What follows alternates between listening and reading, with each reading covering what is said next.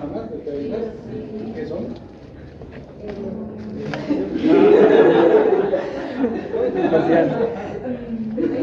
Pero hay doctor, Sí. ¿Qué tenemos? Ese es el doctor Salinas.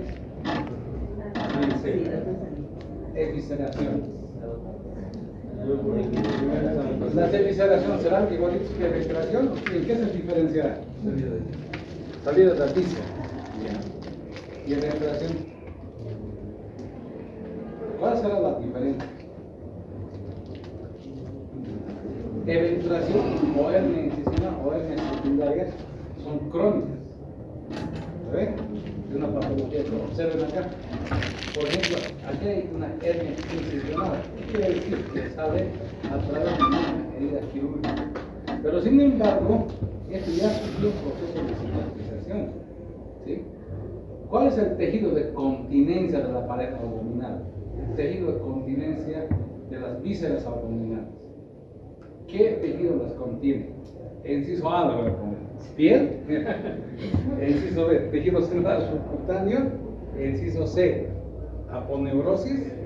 Inciso D, músculos.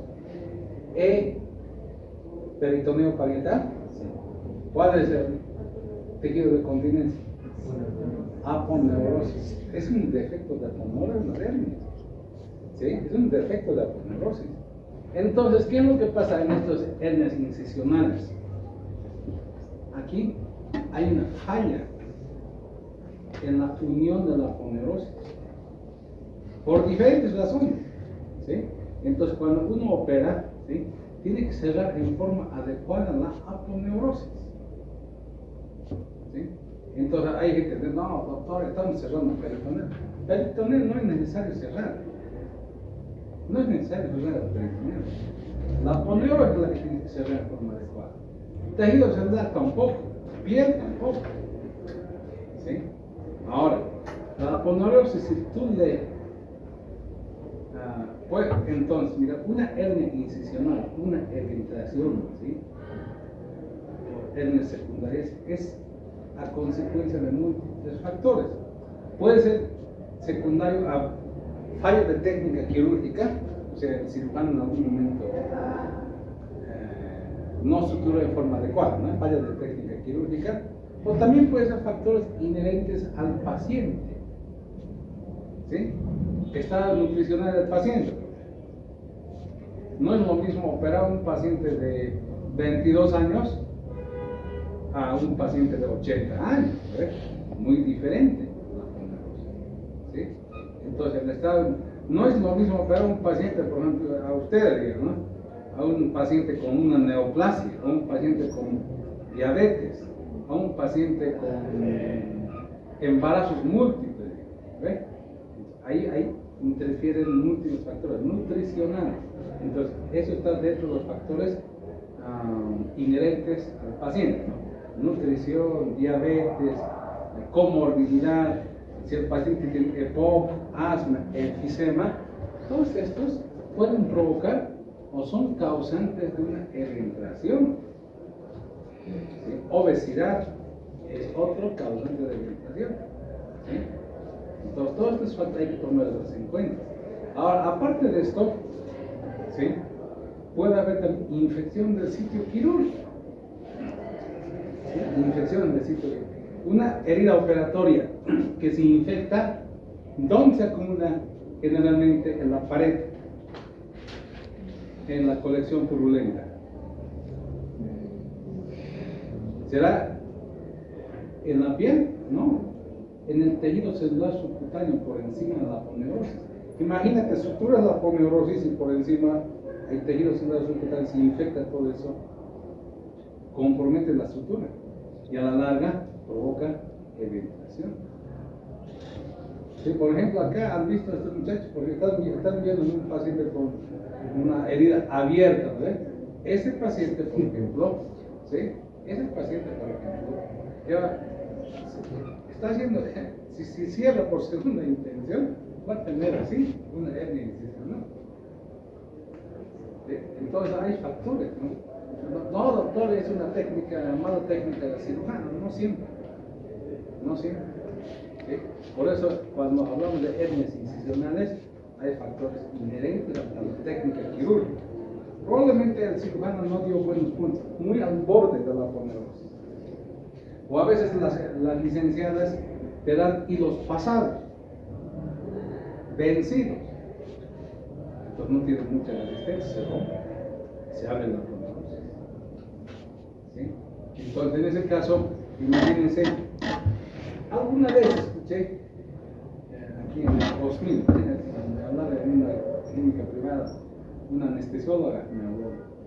¿Sabe? Ayer hemos operado a un paciente con una colestitis aguda y la cirujana cerró la pared con cálculo.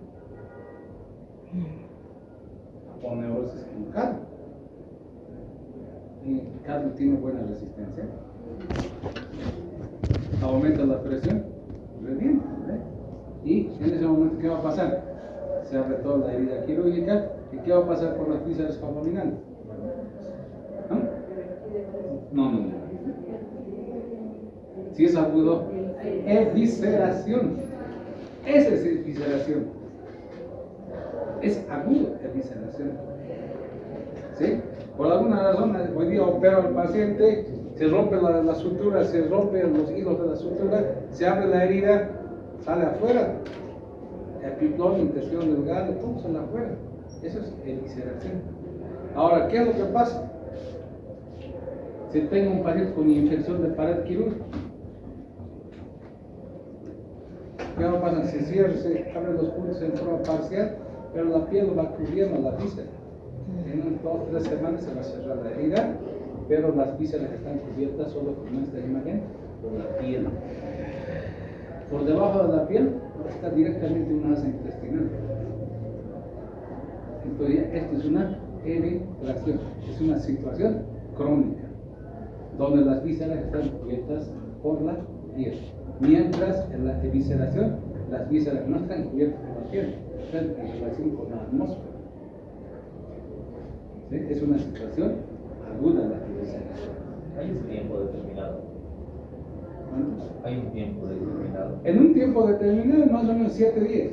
En un periodo de 7 días se puede abrir una evisceración. ¿Sí? Después de 7 días, ¿qué es lo que pasa? La herida comienza a cerrar borde a borde. Aunque se cierre, aunque por dentro se abra la aponeurosis. ¿Pero qué es lo que pasó? Se cerró la piel. Está eviscerado, está eventrado, así, o está eventrado. ¿Sí? Pero más o menos tarda 7 días en cerrarse en una herida. ¿Sí? Entonces vamos a definir acá qué es una eventración. La hernia incisional, también conocido como eventración, es la hernia desarrollada causada tras una intervención quirúrgica. ¿Sí? Vean acá, este abdomen, observen. Es una herida quirúrgica, pero a través de ello, o sea, si nosotros nos imaginamos, está abierta la aponeurosis. ¿Sí? Está abierta la aponeurosis.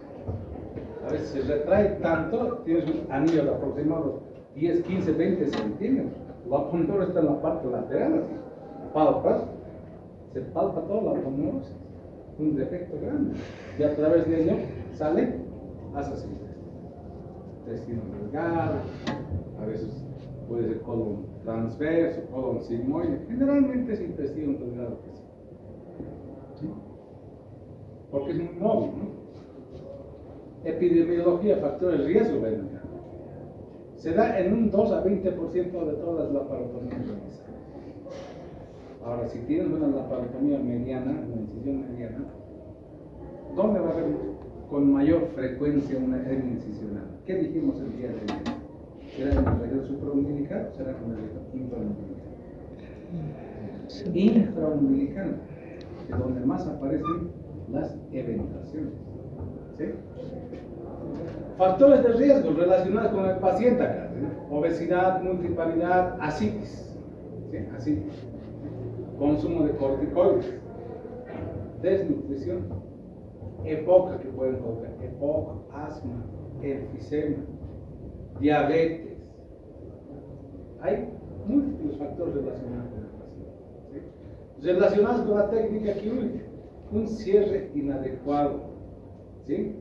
Puntos, generalmente tienen que ser puntos pequeños, ¿sí? Cortos, no mayores a 1 centímetro de distancia. ¿Sí? No mayor, a veces pues, le dan puntadas muy grandes, entonces provoca hernias incisionales. Tienen que las puntadas entre punto y punto tienen que ser menores a 1 centímetro. ¿Sí? Del borde de la herida hacia el lado muscular, más o menos tiene que ser 5 o 6 milímetros. ¿Sí? No muy al margen, entonces si es muy al borde de la misma herida, se sueltan los puntos. ¿Sí? Tipo de incisión, ¿qué dijimos? Las incisiones transversas oblicuas son las que tienen menos probabilidades de desarrollar una hernia, pero las incisiones medianas, supraumbilical, infraumbilical o verticales son las que tienen mayor predisposición a desarrollar hernia. Sitio de drenajes, igual. Tú colocas un drenaje en la pared abdominal, a través de los sitios de drenaje puede herniarse porque estás lesionando fibrosis. ¿Sí? Infecciones del sitio quirúrgico. ¿Sí? Esos son factores relacionados con la técnica. Manifestaciones clínicas acá. ¿Qué es lo que va a sentir el paciente? Masa o bulto en la cicatriz quirúrgica. Doctor, mira, a veces el doctor sabe, tengo una bola que me sale por la herida. Ya sabes que se pierde, sabes que es una hernia. ¿Sí? A ver, toma asiento, no se sientas, le llevas a la camilla, el decúbito dorsal no ves. Levante la cabeza, trata de sentarse y tú, ¡pah! ¿Sí? Entonces es una manifestación. Dolor leve, moderado, puede ser severo en caso de que la hernia esté atascada, encarcerada o estrangulada. ¿Sí? Puede ser. ¿Sí? Náuseas y vómitos, muy poco frecuente en las heridas no complicadas. Es decir, si tuvieses complicación de esa hernia incisional, el paciente sí o sí va a presentar clínica de obstrucción intestinal alta. ¿Cuál será la clínica de obstrucción intestinal alta?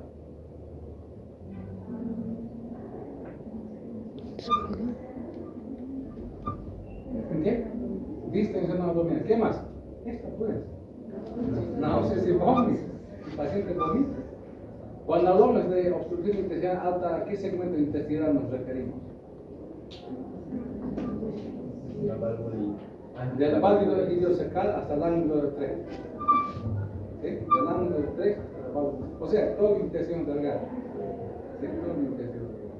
Aunque hay otros libros que la clasifican también de otra forma. Intestino alta por encima del ángulo de 3, por ejemplo, el famoso libro de Luis Suárez. Hay un argentino, Mitchell. Es el único libro que clasifica así, es uno argentino, pero el resto no. Obstrucción intestinal alta se refiere a intestino delgado, todo el intestino delgado. Obstrucción intestinal baja se refiere a obstrucción del colon. ¿Sí? Entonces, si tienes clínica, si tu paciente tiene obstrucción intestinal alta, presentará pues náuseas y vómitos. ¿Sí? Diagnóstico siempre será clínico. El buen examen, la buena historia clínica. A ver, ¿cuál es su nombre? Brandon, ¿cuándo me operaron? Después me han operado hace 1 año. ¿De qué? Una peritonitis generalizada. Ya sé, una peritonitis generalizada probablemente se haya infectado. Es lo más probable que se haya infectado. El doctor, después de 1 año, me apareció esta bola. Muy bien. ¿Ven? Es una hernia incisional.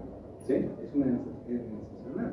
Examino el anillo, es grande, digamos, 10 centímetros. ¿Sí? A veces palpas, la asa intestinal se siente los ruidos iguales. Reduce y vuelve a salir. Entonces el paciente va con su fajita y todo para que no falte como si fuera un embarazo en el caso de mujer. En serio, así caminan con su paja y todo. ¿Sí?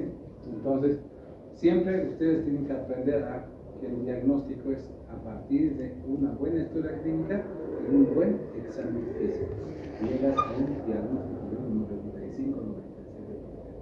En un 2 a 3% requieres exámenes complementarios. Por ejemplo, en esta diapositiva la tomografía. Dice, ¿para qué la tomografía? ¿Qué es lo que sucede? Para hernias incisionales menores, con un anillo herniario menor a 10 centímetros, no es necesario hacer una tomografía. Pero si tienes una hernia incisional con un anillo mayor a 10 centímetros, ¿ya? Es una hernia con pérdida de domicilio. Para eso tienes que solicitar una tomografía. ¿Qué es una hernia con pérdida de domicilio? Cuando el volumen herniado, ¿sí?, supera el 20% del volumen de la cavidad peritoneal, o es superior al 20% de la cavidad, del volumen de cavidad. Entonces, ¿cómo vas a determinar esto? Con la tomografía. Para eso solicitas una tomografía. ¿Por qué? La reparación de las eventraciones o hernias incisionales con anillo mayor a 10 centímetros se utilizan otras técnicas que no son las mismas técnicas para hernias con eventraciones menores con anillo menor a 10 centímetros. Por eso se solicita una tomografía. Puede ser, yo puedo planificar una separación anterior de componentes, una separación posterior de componentes, una cosa así. Entonces, para eso solicita una tomografía. ¿Cómo se clasifican las hernias incisionales? Ven, según la Sociedad Europea de las Hernias, ¿no? Siempre esta es la clasificación actual, ¿sí? Se clasifican en hernias subsifoideas, epigástricas, umbilicales, infraumbilical, suprapúbica. Ellos lo llaman si es subsifoidea es M1, si es epigástrica M2, si es umbilical M3, si es infraumbilical M4, o sea, a este nivel, ¿sí? Si es suprapúbica, M5, ¿sí? Ahora, en la región lateral, observen acá, puede ser L1, L2, hasta L4, ¿sí? Subcostal, L1, en el flanco derecho izquierdo, L2, en la fosa ilíaca, L3, ¿sí? En la región lumbar, L4. Acá ven. Ahora, según el tamaño del defecto de la poneurosis palpan, y si el anillo herniado es muy grande, vean acá, ¿qué dice? Si el defecto herniario es menor a 4 centímetros, se llama W1. Si el defecto herniado es mayor, entre 4 y 10 centímetros, W2. Si es mayor a 10 centímetros, es una hernia W3. Entonces, si tú tienes una hernia menor a 10 centímetros, un anillo menor a 10 centímetros, puedes tener otro tipo de técnicas quirúrgicas que vamos a mencionar. Pero si tienes una hernia con un defecto mayor a 10 centímetros, seguro tu paciente está con una hernia con pérdida de domicilio. ¿Sí? Con pérdida de domicilio, ¿sí? Y requiere otro tipo de técnica quirúrgica para su reparación. ¿Sí? Vamos a ir. Acá, ¿qué es una hernia con pérdida de domicilio? Esto es lo que ustedes tienen. ¿Alguna vez van a escuchar o ya han de escuchar? ¿Alguna no les preguntaron? ¿Dónde están rotando ustedes? En el hospital. ¿Pero qué hospital? ¿Están en Euro?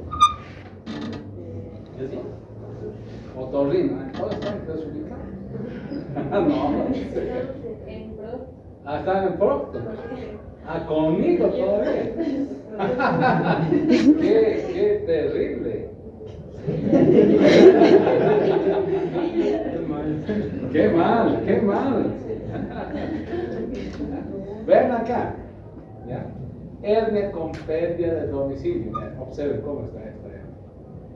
¿Sí? El defecto de pared de la poneurosis es grande, ¿no? Para que salga todo esto, imagínense. Colgan, se salió todas las vísceras por encima de la poneurosis. está fuera de la cavidad peritoneal. Observen esto. Hay personas que van al hospital con estas características. Ahora, esta definición de hernia con pérdida de domicilio es una definición tomográfica. Vean acá, observen que es hernia con pérdida de domicilio, ¿no? Cuando el volumen del saco herniado es superior al 20% del volumen de la cavidad abdominal. ¿Se entiende? ¿Ve? ¿Sí? ¿Sí? Cuando el volumen herniado es superior al 20% del volumen de la cavidad abdominal. Vamos a ver bien acá.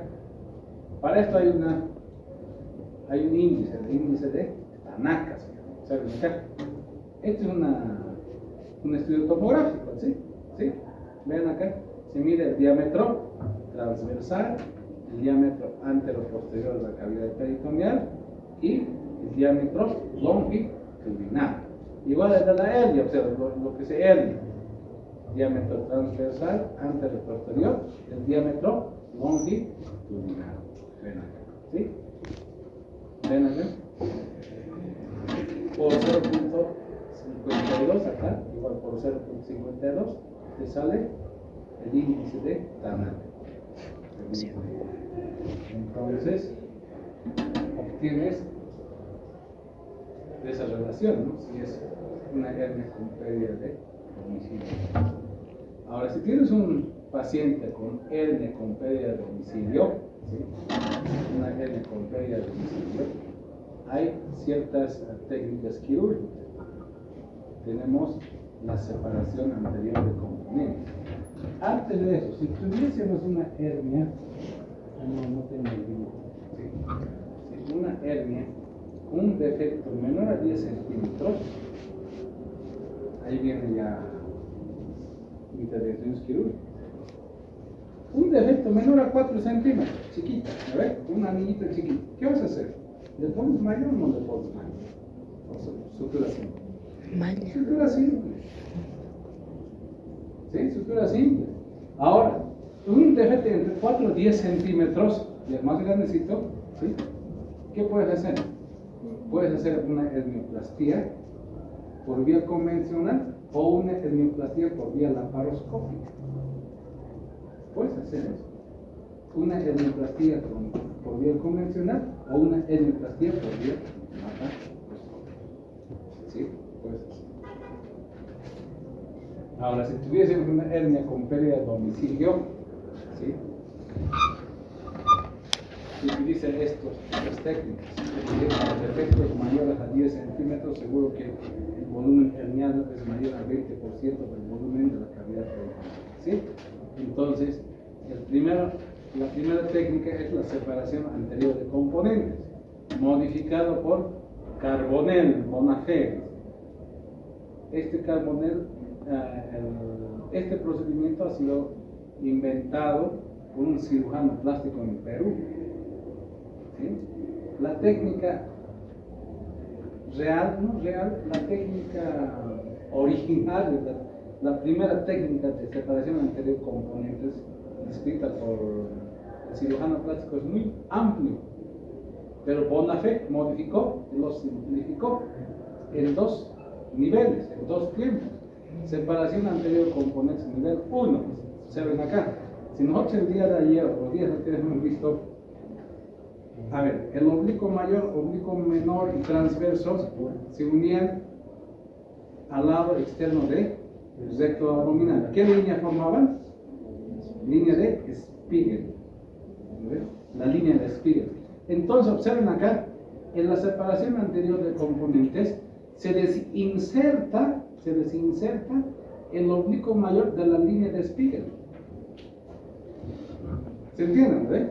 Entonces, como está por fuera ahí, se desinserta la fascia anterior del oblicuo mayor a nivel de la línea de Spiegel, de forma bilateral. Entonces, ¿qué va a pasar? Imagínense, esto es oblicuo mayor, se desprende a ambos lados, ¿no? Igual voy a tener así separados. ¿Sí? Aquí yo tengo una hernia, ¿qué es lo que pasa? Y por delante de eso se coloca como está separado así, acá se coloca la malla de mano. En esta imagen se ve esto. Y va a quedar así. Este es oblicuo mayor, oblicuo mayor. Se fija y en la línea media está la malla de mano. ¿Sí?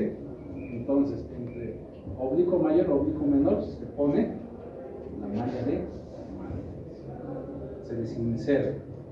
Si quiere entre oblicuo mayor y menor, ¿no? Si no, imagínense, si yo desinserto oblicuo mayor, ¿qué va a pasar? La fascia anterior levanta, son las fibras musculares que están acá. ¿Sí? Entre el músculo del oblicuo mayor y su fascia posterior va a ocultar. ¿Sí? Ahí va a entrar. Al otro lado también lo mismo. ¿Sí? Entonces, ¿qué va a pasar? Entonces yo hago esto. Puntos acá, de modo que también la malla me cubre todo lo que tengo. A eso se llama de separación anterior con nivel 1. Generalmente con este procedimiento se resuelven las hernias con defectos mayores a 10 centímetros. ¿Sí? Pero también hay situaciones más crónicas, más graves, ¿no? Siempre hay en todo, hasta en la enfermedad hay casos rebeldes. ¿Sí? Observen acá, observen esto. Observen. Acá tenemos recto abdominal de ambos lados. En el nivel 2 de separación anterior de componentes, ¿en qué consiste? Observen acá. Primero, ¿qué hacen acá?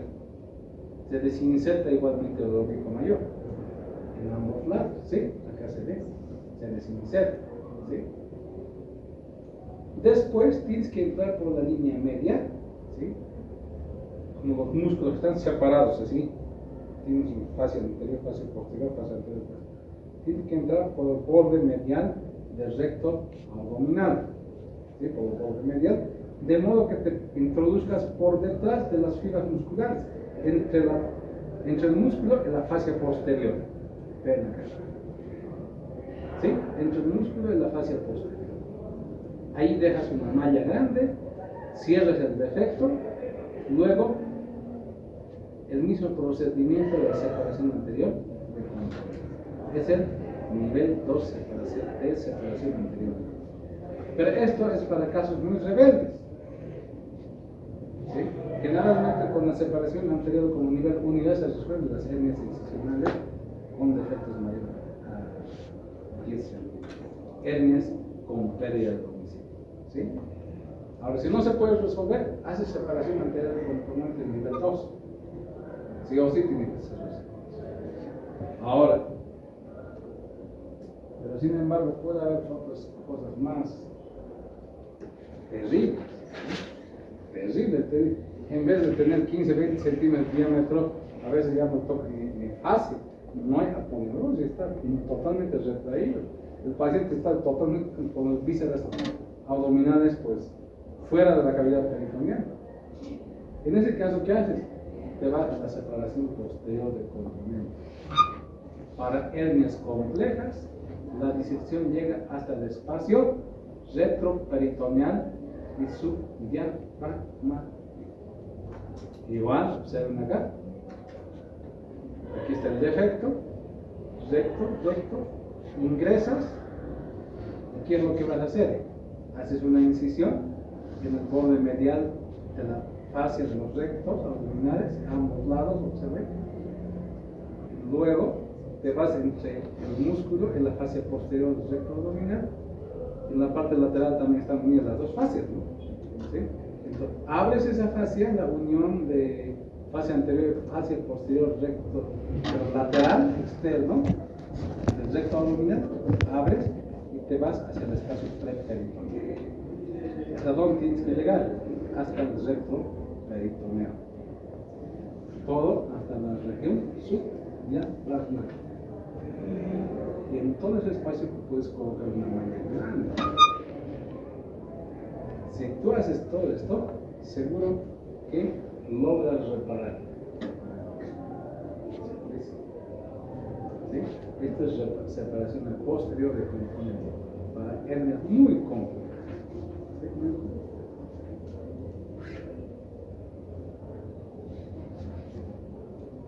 ¿Sí? Tratamiento quirúrgico de la hernia incisional de la línea media. O sea, técnicas abiertas, técnicas supraponeuróticas, técnicas Rigas Stolpa, separación anterior componentes, separación posterior componentes, técnicas laparoscópicas, Plus, Lira, ¿sí?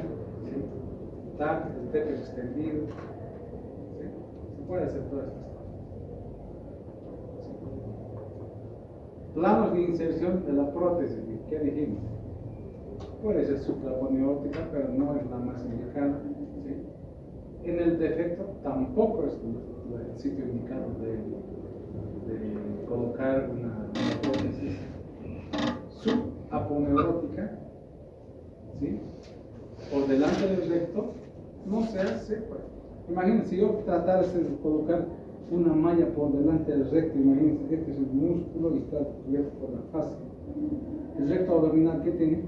Por delante. Tabiques. Tabiques está tabicado por delante. Y por detrás no tiene tabiques, por delante sí. Entonces voy a tener que seccionar todos los tabiques para sangrar.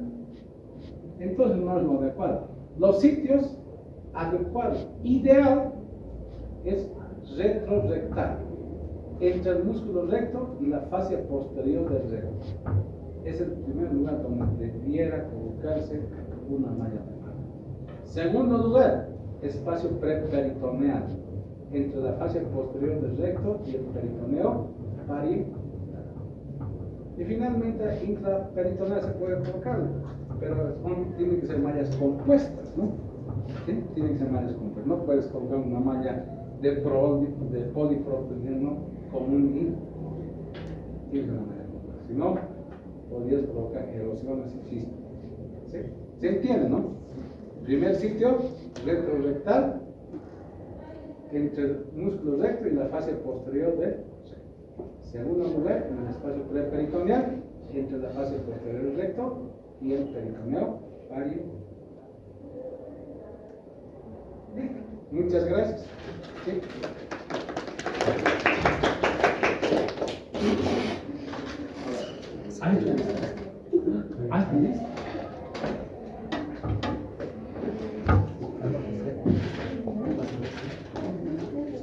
Bueno, el día lunes creo que teníamos que terminar, ¿no?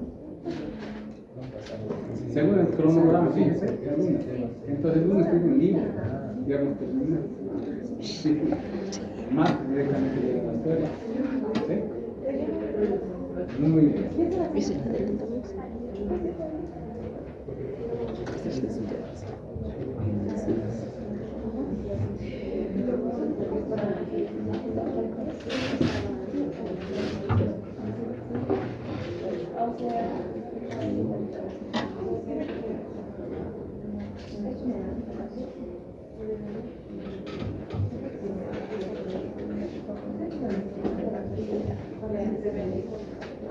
Thank you.